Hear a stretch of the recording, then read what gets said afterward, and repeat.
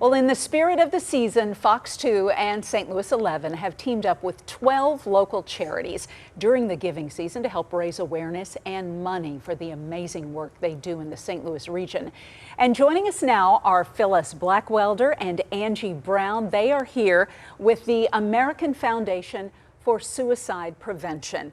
Ladies, thank you for being with us. Kind of give us a brief overview of what your organization does. Phyllis, I'll start with you.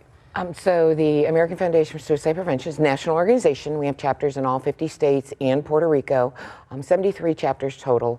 So we focus on educating the public on how to help your fellow man through a crisis, how to recognize those signs and those warning signs, basically, that somebody might be struggling. We advocate for better mental health and suicide prevention bills, both at the national level and the state levels. We have a state capitol day every year in February, March.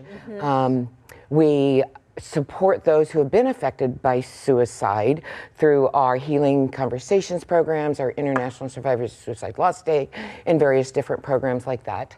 And then we are the leading private funder for suicide prevention research. I think all of us probably, if we haven't been impacted by suicide, we certainly know someone who has been. Angie, I'll ask you, what are we seeing right now with the trends? Mental health has finally become a topic where you discuss it at school, you discuss it at work, with your friends and family.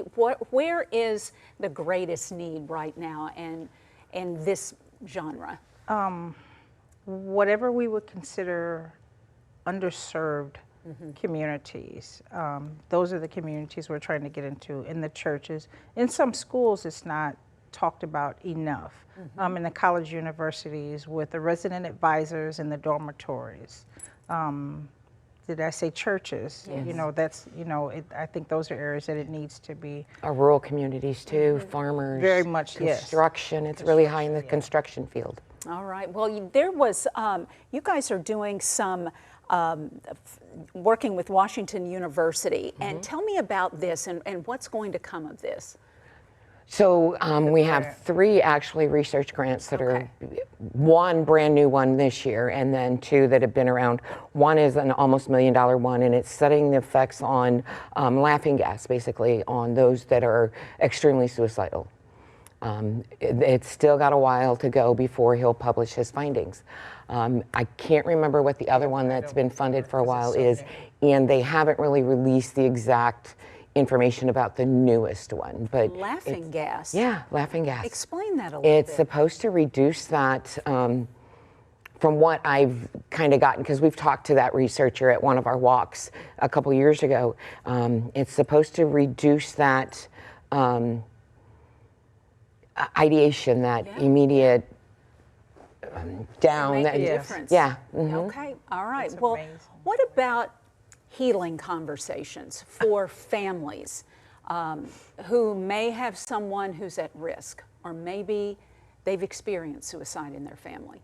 We actually have a program, Healing Conversations, but it's after a loss, that someone will either virtually or live go in and speak with that family or friend group, you know, one-on-one, and talk to them. They're walking them through even what to expect as they go through, but letting them know they're not the only ones that's experiencing this, so they won't feel by themselves. Because that's really heavy. When you've gone through that, you feel like you're the only one.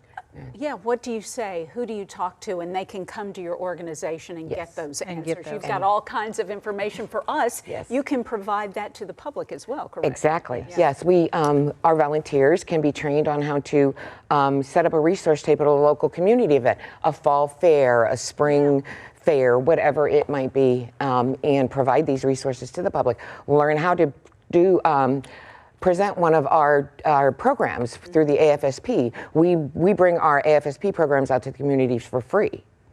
Well, this is a critical program. It is something that's so important in St. Louis to get ahead of.